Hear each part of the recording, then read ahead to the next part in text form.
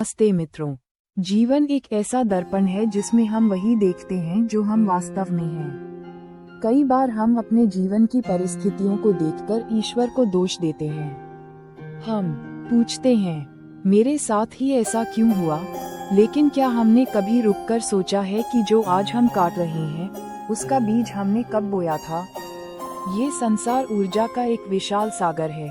आप जो भी विचार करते हैं, जो भी शब्द बोलते हैं और जो भी कर्म करते हैं, वह ब्रह्मांड में एक तरंग की तरह फैल जाता है और अंततः लौटकर आपके पास ही आता है। श्री कृष्ण कहते हैं, कर्मण्येवाधिकारस्ते मा फलेषु कदाचन। लेकिन इसके साथ ही वे ये भी स्पष्ट करते हैं कि कर्म का फल अटल है। कोई भी व्यक्ति, चाहे वह कितना ही शक्तिशाली क्यों न हो, अपने कर्मों के परिणाम से बच नहीं सकता। भाग 1, कर्म का बीज और भविष्य की फसल। प्रकृति का नियम बहुत सरल और निष्पक्ष है। यदि आप आम का बीज बोएंगे तो आपको आम ही मिलेगा, नीम नहीं। इसी तरह यदि आप अपने जीवन के बगीचे में घृणा, ईर्ष्या और छल के बीज बोएंगे तो आप सुख और शांति की फसल की आशा कैसे कर सकते हैं? विचार भी एक कर्म है। अधिकतर लोग सोचते हैं कि कर्म केवल वह है जो हम शारीरिक रूप से करते हैं, लेकिन श्री कृष्ण के अनुसार हमारे मन में उठने वाला हर विचार भी एक कर्म है। यदि आप मन ही मन किसी का बुरा चाहते हैं तो वह नकारात्मक ऊर्जा ब्रह्मांड में दर्ज हो जाती है। सकारात्मक सोच, जब आप दूसरों की सफलता देखकर प्रसन्न होते हैं तो आप अपने लिए सुख के मार्ग खोलते हैं। नकारात्मक सोच, ईर्ष्या की आग सबसे पहले उसे जलाती है जिसके मन में वह पैदा होती है। वाणी का प्रभाव शब्दों में अद्भुत शक्ति होती है। एक बार बोले गए शब्द वापस नहीं लिए जा सकते। यदि आप अपनी वाणी से किसी के हृदय को ठेस पहुंचाते हैं तो वह घाव समय के साथ भर सकता है, लेकिन उस कर्म का फल आपको अपमान के रूप में वापस मिलेगा। इसके विपरीत सांत्वना और प्रेम के दो शब्द किसी का जीवन बदल सकते हैं। भाग 2, ईश्वर का न्याय और समय का चक्र। अक्सर हम देखते हैं कि बुरे लोग सुखी हैं और अच्छे लोग कष्ट भोग रहे हैं। यहीं पर मनुष्य का विश्वास डगमगाने लगता है। उसे लगता है कि ईश्वर न्याय नहीं कर रहे। लेकिन मित्रों, समय का हिसाब बहुत गहरा होता है। ईश्वर के घर देर है, अंधेर नहीं। कर्म का लेखा जोखा जैसे बैंक में आपका जमा किया हुआ पैसा ब्याज के साथ वापस मिलता है, वैसे ही आपके कर्म भी समय के साथ संचित होते हैं। आज जो आप देख रहे हैं वह केवल वर्तमान नहीं है, बल्कि आपके बीते हुए कल का परिणाम है। प्रारब्ध कर्म, वे कर्म जिनका फल हम इस जन्म में भुगत रहे हैं। संचित कर्म, हमारे पिछले जन्मों के कर्मों का भंडार। आगामी कर्म, वे कर्म जो हम आज कर रहे हैं और जिनका फल भविष्य में मिलेगा। जब समय हिसाब करने आता है तो वह यह नहीं देखता कि आप कितने अमीर हैं, किस जाति के हैं या समाज में आपका पद क्या है।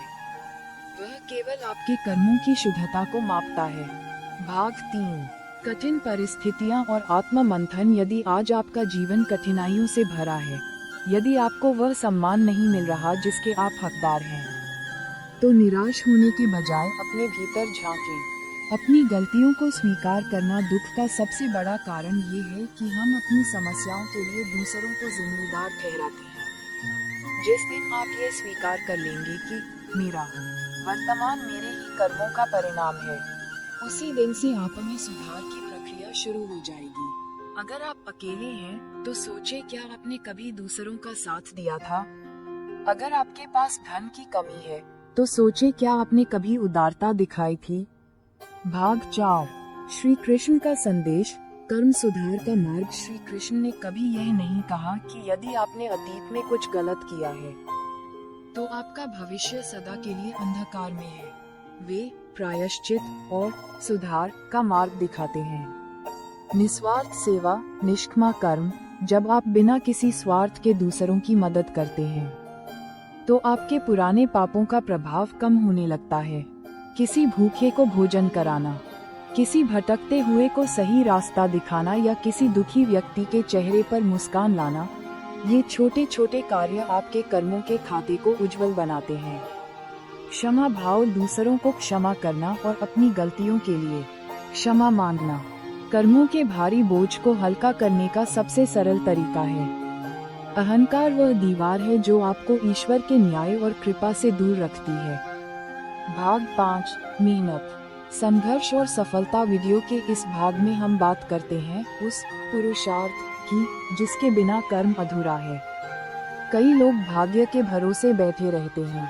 वे कहते हैं अगर भाग्य में होगा तो मिल जाएगा, लेकिन याद रखें भाग्य भी उन्हीं का साथ देता है जो कर्म करने का साहस रखते हैं। समय आता नहीं, लाया जाता है बैठे बैठे। मेरा समय आएगा कहना केवल एक दिलासा है। समय को लाने के लिए पसीना बहाना पड़ता है। हार का डर, जो हारने के डर से कोशिश नहीं करता वह पहले ही हार चुका है। निरंतरता, सफलता एक दिन में नहीं मिलती, लेकिन एक दिन जरूर मिलती है। जिस तरह एक नन्हा सा पौधा कंक्रीट की सड़क को चीरकर बाहर निकल आता है, उसी तरह एक दृढ़ निश्चयी व्यक्ति अपनी मेहनत से कठिन परिस्थितियों को बदल सकता है।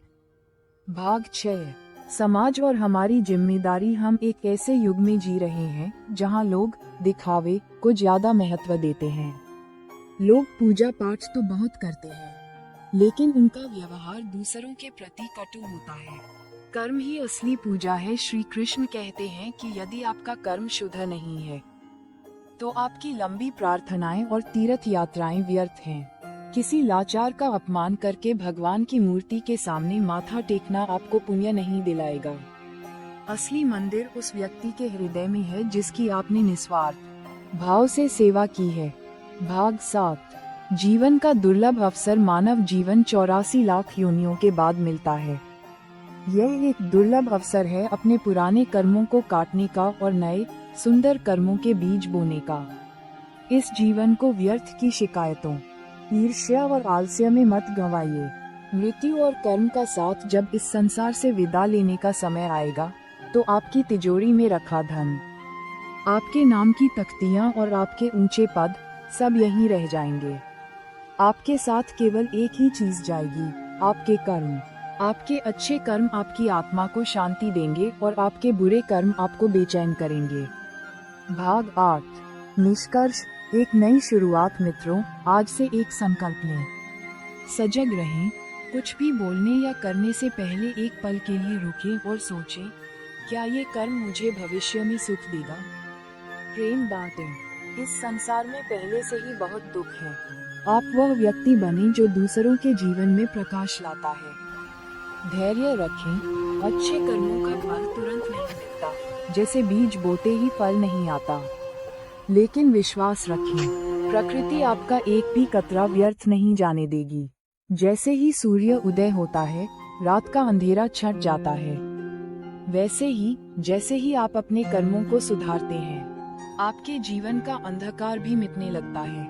समापन संदेश। श्री कृष्ण के शब्दों को सदैव याद रखें, जैसा करोगे वैसा भरोगे। ये डराने के लिए नहीं, बल्कि हमें जागरूक करने के लिए है। हमारे जीवन की डोर हमारे ही हाथों में है। हम चाहें तो इसे स्वर्ग बना सकते हैं और हम चाहें तो इसे नरक। यदि आपको यह विचार पसंद आए हों तो इसे अपने जीवन में उतारने का प्रयास करें। इस ज्ञान को केवल अपने तक न रखें, बल्कि अपने मित्रों और परिवार के साथ भी साझा करें। जय श्री कृष्ण।